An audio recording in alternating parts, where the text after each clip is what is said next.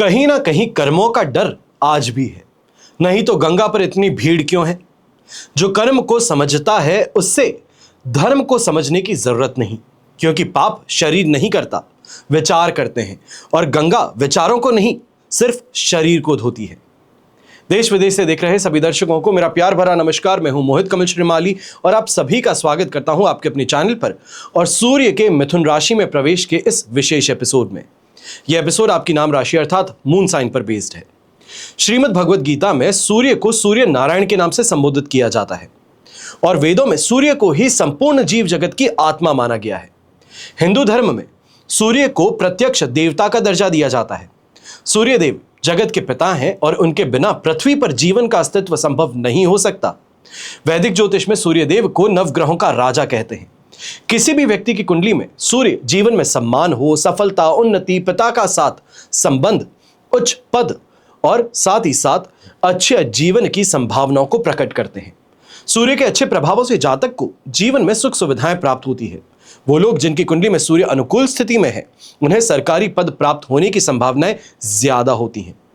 तो अग्नि तत्व के स्वामी सूर्य देव 15 जून 2026 को दोपहर में 12:53 पर मिथुन राशि में गोचर करने जा रहे हैं।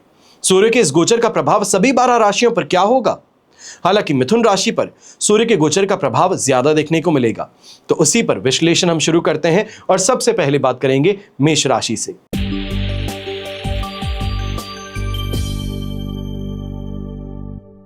तो मेष राशि के लिए सूर्य देव पराक्रम भाव यानी कि तृतीय भाव में गोचर करने जा रहे हैं। इस भाव में सूर्य के गोचर से आपके अंदर कर्म भाव का उदय होगा। कार्य क्षेत्र में आप इस दौरान अच्छा काम करेंगे। पारिवारिक जीवन में भी आनंद की अनुभूति होगी और आपके व्यक्तिगत संबंध लोगों से सुधरने वाले हैं। पर ऐसे समय में बड़े भाई बहनों से किसी बात को लेकर के मन मुटाव होने की संभावनाएं भी ज्यादा रहेंगी। धार्मिक कार्य में रुचि बढ़ेगी और इस दौरान दान पुण्य के काम आप ज्यादा करते नजर आएंगे। धार्मिक ज्ञान को बढ़ाने के लिए धर्म से जुड़ी पुस्तकें हैं, इसको पढ़ने का मौका भी आपको मिल सकता है और इस तरफ रुझान भी कुछ ज्यादा रहेगा।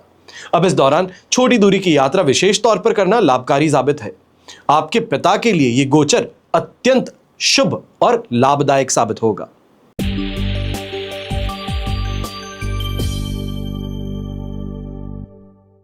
अब बात होती है वृषभ राशि की। तो आपके लिए द्वितीय भाव में गोचर करने जा रहे हैं सूर्य देव।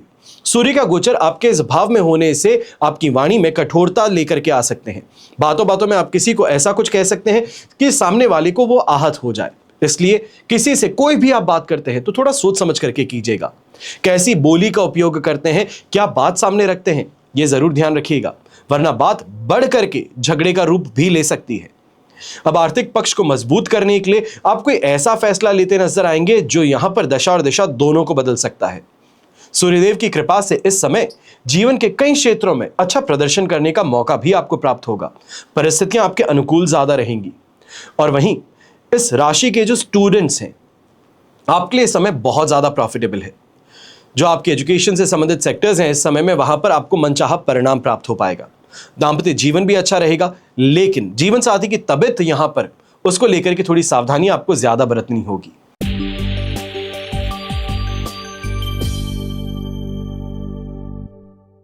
फिर बात होती है मिथुन राशि की और सूर्यदेव का गोचर आपके लग्न भाव में होने जा रहा है, यानी कि फर्स्ट हाउस में। क्योंकि सूर्य का गोचर आपकी ही राशि में होने वाला है, इसलिए इस गोचर का प्रभाव भी सबसे ज्यादा आपके ऊपर देखने को मिलेगा। सूर्य के इस गोचर से आप में आक्रामकता आ सकती है, एग्रेशन बहुत ज्यादा बढ़ सकता है। इसके साथ ही अहंकार में भी वृद्धि होगी। वैवाहिक जीवन की अगर हम बात करते हैं तो इस दौरान थोड़ी परेशानियां वहां पर ज्यादा हैं। सूर्य के गोचर के कारण जीवन साथी के व्यवहार में भी आक्रामकता देखने को मिलेगी। अपनी बात को मनवाने की जिद यहां पर रहेगी। वाद विवाद की स्थिति में आपको अपने आप को शांत रखना ज्यादा बेहतर है। जीवन साथी के साथ में सामंजस्य बिठा करके चलना ज्यादा महत्वपूर्ण है। लेकिन इस समय में एक बात जरूर है, आपकी राशि में यह गोचर होने से जीवन साथी के लिए अपनी वर्क स्पेस में उन्नति प्राप्त करने का मौका लेकर के आ सकती है। उनकी इनकम बढ़ सकती है, सैलरी में इंक्रीमेंट मिल सकता है, प्रमोशन उनको मिल सकता है, कोई बड़ा प्रोजेक्ट इस समय में उनके हाथ लग सकता है और इस कारण से आपकी इच्छाओं की पूर्ति संभव हो पाएगी।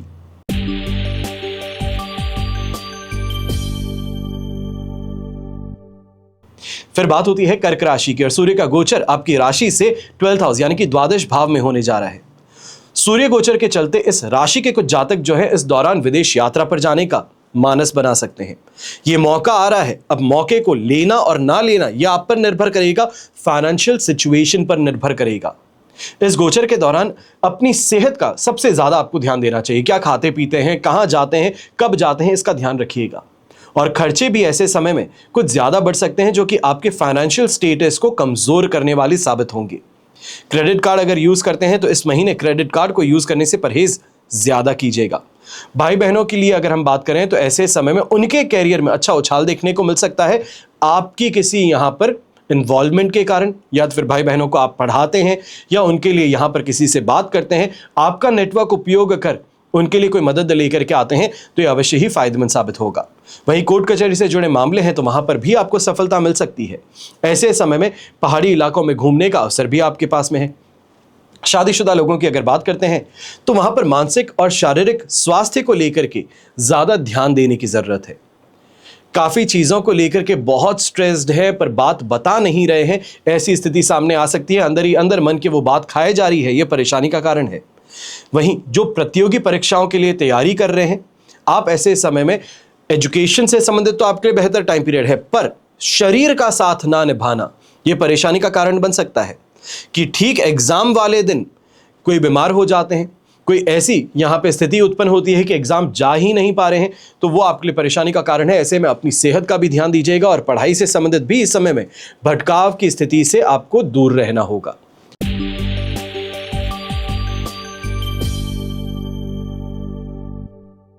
फिर सिंह राशि की बात होती है, आपके लिए एकादश भाव में सूर्य प्रवेश करने जा रहे हैं।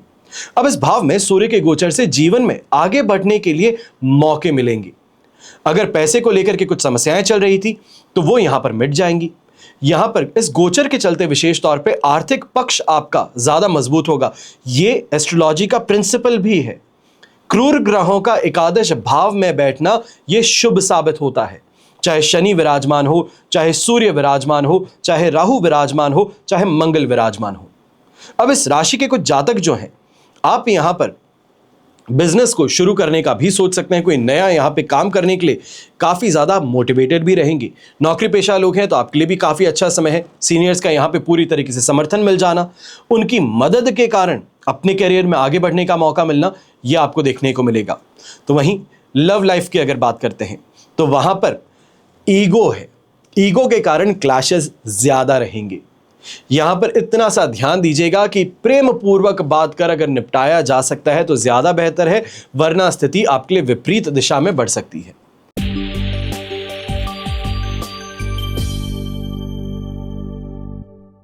फिर कन्या राशि है तो कर्म भाव में सूर्य देव का गोचर होने जा रहा है, यानी कि दशम भाव में। इसके चलते कार्य क्षेत्र में कुछ साहसिक फैसले आप लेते नजर आएंगे और इसी टाइम पीरियड के अंदर पूरी मेहनत के साथ में अपने काम को करेंगे, जो बहुत अच्छा रिजल्ट आपको देने वाला है।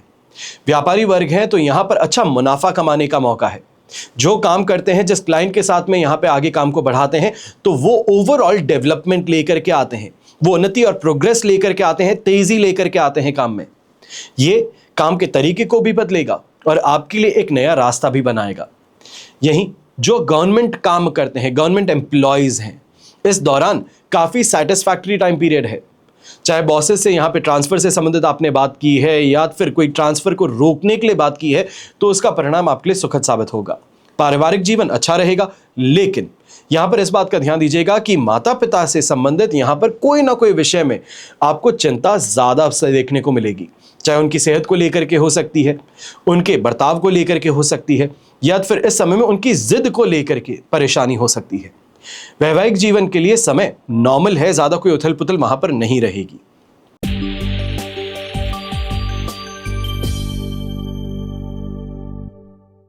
फिर बात होती है तुला राशि की और आपके लिए नवम भाव में गोचर करने जा रहे हैं सूर्य महाराज।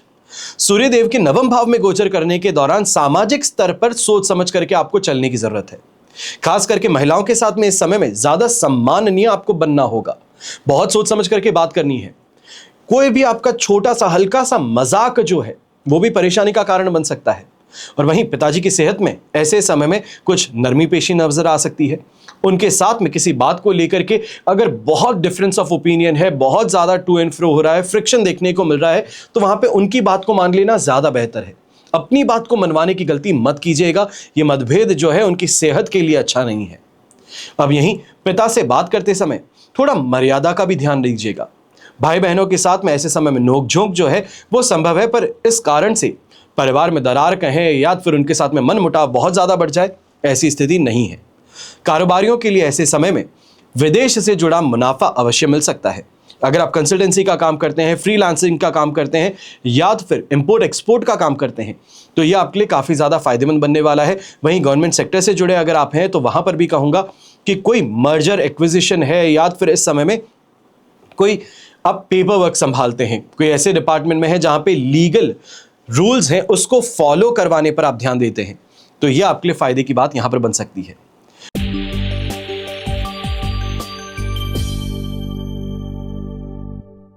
फिर बात होती है वृश्चिक राशि की और आपके लिए अष्टम भाव में प्रवेश करने जा रहे हैं सूर्य महाराज। अष्टम भाव में सूर्य के गोचर के चलते आमदनी में गिरावट देखने को मिल सकती है। अचानक से ऐसा कोई नुकसान हाथ लग सकता है जो आपने सोचा तक ना हो। कार्य क्षेत्र में ऐसे समय में जो आपकी सीनियर्स हैं, जो आपके बॉस हैं, जो आपके कलीग्स हैं, इनके साथ में आपका जो कॉम्पोजिशन है या ये कहा जाए जो इस समय में केमिस्ट्री है ये बिगड़ सकती है। लेकिन इस दौरान आपको इस बात का भी ध्यान देना है, कहीं ना कहीं अनएक्सपेक्टेड गेन की भी संभावना बन सकती है। अनएक्सपेक्टेड एक्सपेंस आया, अनएक्सपेक्टेड लॉस आया है, पर अनएक्सपेक्टेड गेन चाहे वो पैतृक संपत्ति से हो, परिवार के समर्थन के कारण हो, वो देखने को मिल सकता है। प्रेम जीवन के लिहाज से ये समय नॉर्मल रहेगा, कोई बहुत बड़ी यहाँ पे परेशानी नहीं है। घूमने फिरने का मौका है, यहाँ पे क्लोजनेस का मौका है, बस इतना सा ध्यान दीजिएगा। अपनी बोली के अंदर जो कड़वाहट है या बहुत ज़्यादा एग्रेशन है, इससे आपको बचना चाहिए। आर्थिक तंगी के चलते ऐसे समय में उधार लेने और देने दोनों से बचिएगा और विशेष तौर पर जो बहुत ज्यादा विश्वास पात्र व्यक्ति है उसको भी इस समय में पैसा उससे लेना हो या देना हो, दोनों में ही आप ध्यान रखिएगा। कहीं ना कहीं कहा सुनी बिना बात की हो सकती है। वही जीवन साथी के साथ में भी अगर बात करें तो उनके परिवार को लेकर के अगर आप कोई टिप्पणी देते हैं तो ये परेशानी का कारण बन सकता है। आप दोनों के बीच में बहस जो है ये विकराल रूप ले सकती है। कुल मिलाकर के देखा जाए तो ये जो गोचर आपके लिए है पेशेंस का है, पेशेंस के साथ में खेलने का है। जो करना चाहते हो सोच समझ करके करो।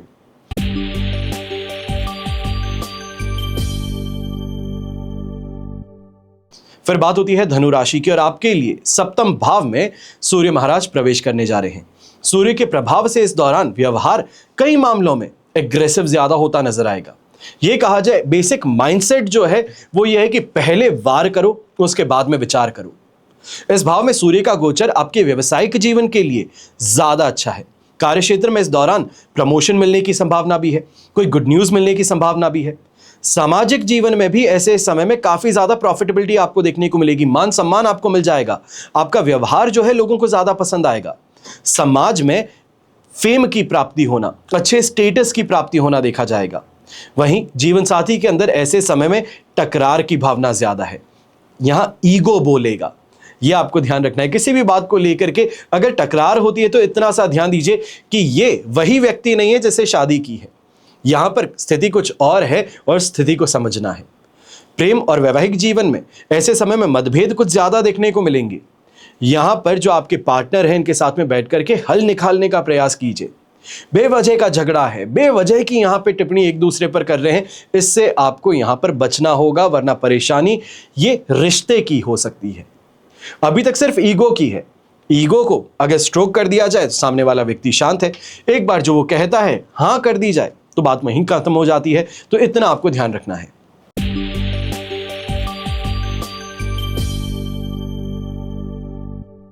फिर बात होती है मकर राशि की, तो आपके लिए 6th हाउस में सूर्य महाराज प्रवेश करने जा रहे हैं। यह समय शत्रुओं पर हावी होने का है। व्यवहार में इस दौरान थोड़ा जिद्दीपन कहें, थोड़ा कॉन्फिडेंस कहें और थोड़ा हार्डवर्क का कॉम्पोजिशन कहें, यह जरूर देखने को मिलेगा और इस कारण से अपने काम में तेजी भी आपको देखने को मिलेगी। अब 6th हाउस रिप्रेजेंट करता है कोर्ट कचहरी को भी, तो कोर्ट कचहरी से जुड़े मामले अगर हैं तो वहां पे पॉजिटिव रिजल्ट आपको मिल सकता है।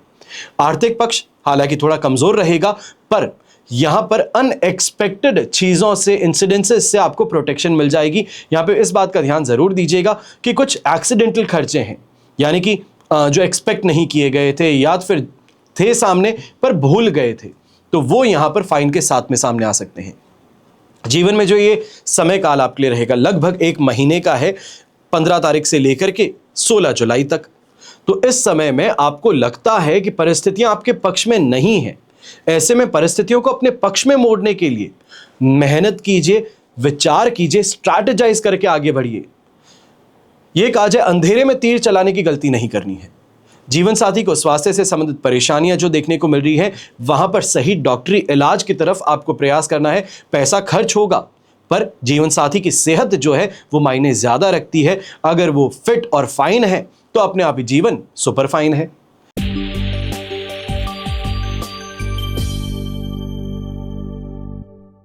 फिर बात होती है कुंभ राशि की, और आपके लिए पंचम भाव में सूर्य प्रवेश करने जा रहे हैं। और पंचम भाव में सूर्य के गोचर से स्टूडेंट्स के लिए विशेष तौर पर यह कुछ परेशानियों का सामना करने वाला समय बन सकता है, जिसको हम कहते हैं कि अगली ट्रूथ है। यह सच है पर हम फेस नहीं करना चाह रहे थे, तो वो यहां पर देखने को मिलेगा। ऐसे समय में कॉन्सेंट्रेट नहीं कर पाना, पढ़ाई में ध्यान लगाने का प्रयास करना पर हाथ में कुछ ना आना, यह स्थिति इस समय देखने को मिल सकती है। वहीं लव लाइफ की अगर बात करते हैं तो परेशानियों का सामना वहां पर भी है। ऐसे समय में आपको महसूस होगा कि जो ईगो है यहां पर क्लैश ज्यादा है। यहां पे मन मुटाव जो है ये बहुत डीप रूटेड है, बहुत पुरानी बात है। रिश्ते की शुरुआत में जो बातें हुई थी उसको फिर से यहां पर उठाया जा रहा है और ये आपको मेंटली टॉर्चर कर सकता है। यहां पे जीवन साथी जो है उनको भी आपको एक बात का ध्यान देना होगा, उनकी तरफ सेहत का भी ध्यान रखना है। तो दूसरी तरफ जो टकरार हो रही है उस स्थिति को उठने से पहले रोकना होगा। फिर वो चाहे एग्रेशन के साथ में आप करें, समझा करके प्रयास करें, तो ये स्थिति में यहां पे ये बहुत जरूरी है कि प्रॉब्लम खड़ी हो उससे पहले उसको सुलझाना है। और यहां पर एक बात ये भी है कि अगर आप, क्योंकि नवरात्रि भी आने वाली है इस समय के दौरान, तो वहां अगर सिद्धि प्राप्त करने का प्रयास करें, इस समय में कोई दीक्षा प्राप्त करने का प्रयास करें, तो परिणाम काफी ज्यादा अच्छा आपको प्राप्त होगा। वहीं बच्चे हैं तो किसी चीज को खरीदने के लिए आपसे जिद करते नजर आएंगे और वहां पर उनकी जिद को पूरा करना कहीं ना कहीं यह भी कहा जाएगा कि ड्यूटी बन जाएगी।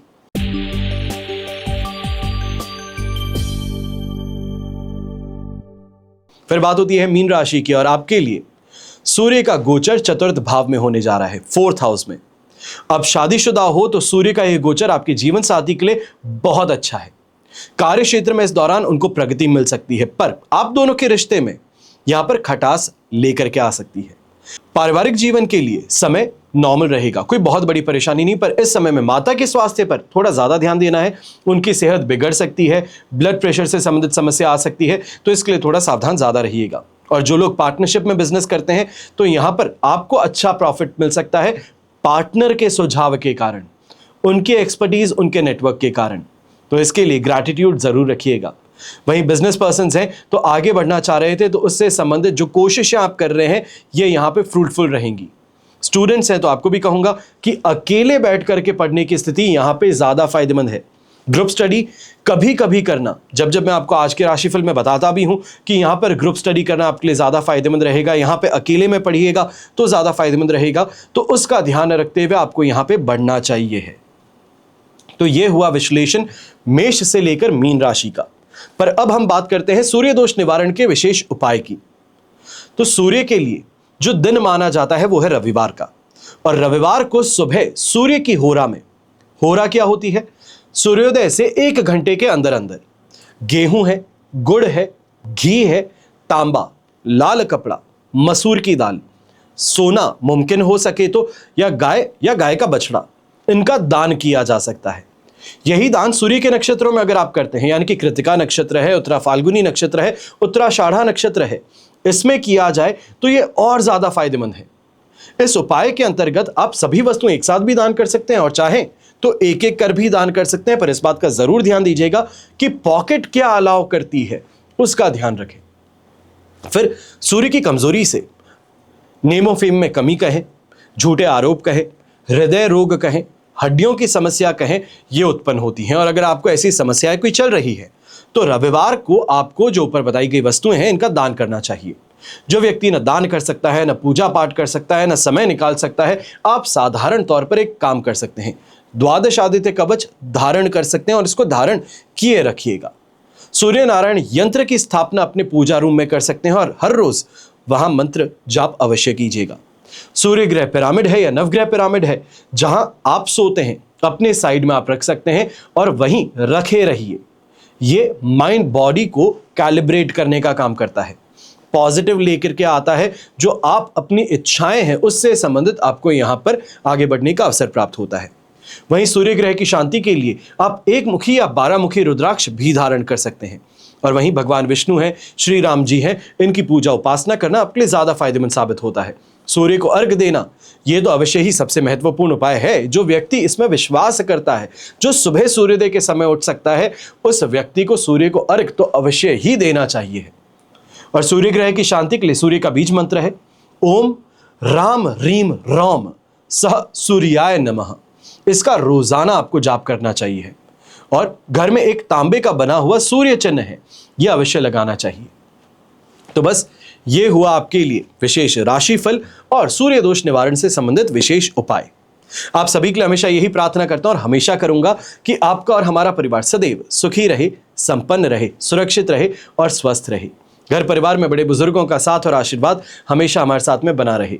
जय श्री राम एवं जय हिंद।